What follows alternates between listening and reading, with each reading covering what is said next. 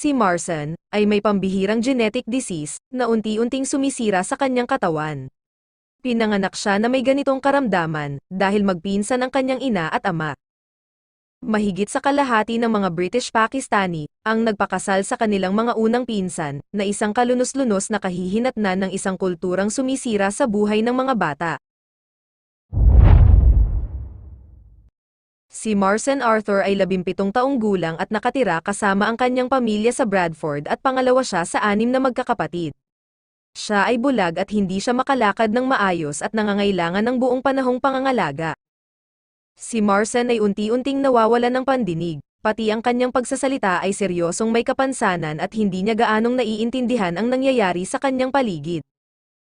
Ang isang nakababatang kapatid ni Marsan na si Henna ay 13 taong gulang at ang isa pang kapatid nitong babae na si Zinab ay 11 taong gulang pa lamang. Parehong namana ng dalawang mga magkakapatid na babae ang parehong sakit. Tulad din ni Marsan, hindi sila nakakakita o nakakarinig. Ang lahat ng tatlong bata ay may napakabihirang genetic disorder.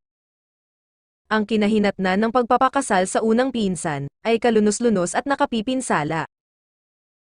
Dito sa Bradford kung saan nakatira ang mga pamilya ni Marsan, 75% ng mga Pakistani ay nagpakasal sa kanilang mga unang pinsan. Saan man sa pagitan ng 4 at 10% ng mga bata sa mga pamilyang ito ay ipapanganak na may genetic abnormalities. At ang mga sakit na ito ay kadalasang nakamamatay. 1 sa 3 ng mga batang may sakit na dulot ng recessive genes ay mamamatay bago sila maging 5 taon. Ang sakit na nakakaapekto kina Marsan, Henna at Zinab, ay ang direktang resulta ng kanilang ina na nagpakasal sa kanilang ama na unang pinsan nito. Ang parehong mga magulang ay nagdadala ng recessive gene na naging sanhi ng mga kapansanan ng mga bata. Si Fatima ay ang pinakabata at malusog, siya ay 7 taong gulang, at kailangang bantayan ang kanyang mga kapatid na lumalala ang mga sakit sa paglipas ng mga taon. Sa Birmingham, tahanan ng isa sa pinakamalaking komunidad ng Pakistan sa Britain, 50% ang ikinasal sa kanilang mga unang pinsan. Ang mga batang isinilang sa mga pamilyang ito ay 10 beses na mas malamang na ipanganak na may recessive genetic disorders, at 1 sa 10 sa mga ito ay mamamatay sa pagkabata at magdurusa ng habang buhay na may kapansanan.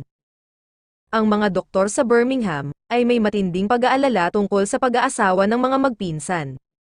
Si Dr. David Milford ay isang renal specialist sa Birmingham Children's Hospital na sinabi nito na ang problema ay tumataas sa nakalipas na taon. Ang isang pangunahing ulat na inilathala noong 2008 ay nagpapakita na ang 1 sa 3 ng lahat ng mga bata na dumaranas ng mga bihirang genetic na sakit ay mga British Pakistani. Sila ay bumubuo lamang ng 1.2% ng kabuoang populasyon.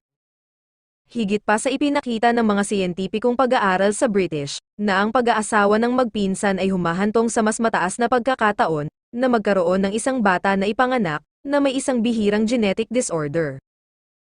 Isang malaking bilang ng mga batang ito ay magkakaroon ng malubhang mga problema sa bato at atay. Si Hazelmook ay nakatira sa Nelson, Lancashire. Siya ay 17 taong gulang at nakatira kasama ang kanyang ina na si Pervin, na ikinasal sa unang pinsan. Kailangan niyang uminom ng ilang malalakas na dosage ng mga gamot upang matulungan siyang makayanin ang kanyang karamdaman. Mayroon itong bihirang genetic condition na tinatawag na propionic acidemia, na kulang ng enzyme, dahilan para masira ang protein sa kanyang katawan. Na-diagnose si Hazelmook sa 15 buwang gulang at isa sa pinakabata sa UK na nagkaroon ng liver transplant.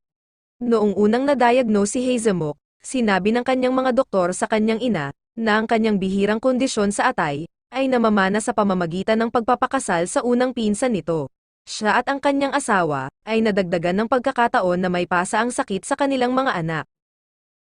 Ang bihirang kondisyon ni Hazelmook ay progresibo, at ang kanyang katawan ay unti-unting lumalala.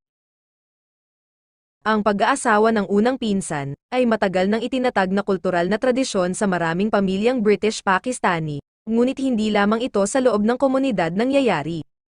Noong nakaraan, ay pinakasalan din ng British Royal Family ang kanilang unang pinsan. Ngayon, karamihan ay Pakistani, Bangladesh, at ilang mga pamilya sa gitnang silangan at silangang Aprika ang nagpapatuloy sa kaugalian. Si Shefkat Mirza ay isang mamamahayag at nanirahan sa Sheffield, kasama ang kanyang pamilya sa huling 30 taon. Si Shefket ay ikinasal sa kanyang unang pinsan na si Shazia Hanem, sa loob ng 35 taon. Ang kanyang ama at ina na si Fernan Begum at Aleppo Hutter, ay mga unang pinsan din na nagpakasal. Samantala, ipinagpatuloy din ng panganay na anak ni Shefket na si Imran, ang tradisyon ng pamilya, at ikinasal sa kanyang unang pinsan. Ito ay 3 henerasyon na naging kasal ng mga unang pinsan. Bagamat sa pagitan ng 4 at 10% ng mga anak sa unang pinsan, ito ay nasa mataas na panganib na maaring magkaroon ng recessive disorder.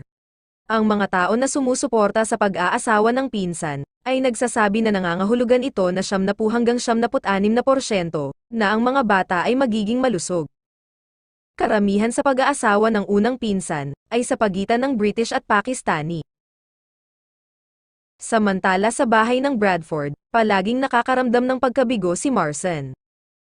Ang kanyang 2 kapatid na babae ay hindi na kayang alagaan ang kanilang mga sarili, dahil ang kanilang paningin at pandinig ay lumala na. Ang kanilang mga magulang ay nahihirapang tanggapin na naipasa nila sa kanilang mga anak, ang isang pambihirang genes, na dahilan ng kapansanan ng kanilang mga anak.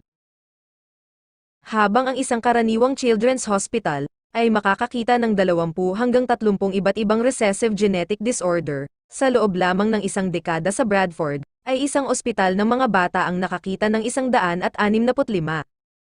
Dahil dito ay sinimulan ng mga ospital ng Bradford, ang isa sa mga pinakakomprehensibong pag-aaral sa mundo, na tumitingin sa kalusugan ng 14,000 mga sanggol sa susunod na 20 taon.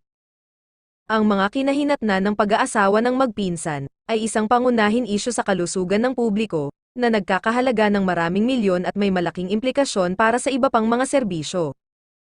Ayon sa ginawang pag-aaral ng gobyerno sa British Pakistani, ay nagpapakita na 3 beses lamang na magkakaroon ng mga anak na may mga kapansanan, kaysa sa pangkalahatang populasyon. Sa siyentipikong pananaliksik, nagpapakita na ang unang pinsan na nagpakasal ay 2 beses ang tsansa na magkaroon ng mga anak na may mga bihirang sakit. Gayunpaman, walang pambansang kampanya sa kalusugan ng publiko tungkol sa pag-aasawa ng unang magpinsan. Ang mga panganib ay hindi itinuturo sa mga paaralan.